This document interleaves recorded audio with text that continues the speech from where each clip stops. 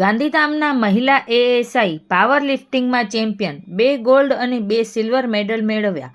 એક તરફ પોલીસ વિભાગમાં ફરજ બજાવવી અને બીજી બાજુ સ્પોર્ટ્સ એક્ટિવિટીને ચાલુ રાખવું એ બંને સખત પરિશ્રમવાળું કામ છે. ત્યારે ગાંધીધામના મહિલા એએસઆઈ કિંજલબેન નારણભાઈ ખોખરિયાએ ઇન્ટરનેશનલ પાવર લિફ્ટિંગમાં ચેમ્પિયન બની 2 ગોલ્ડ અને 2 સિલ્વર મેડલ પ્રાપ્ત કર્યા છે.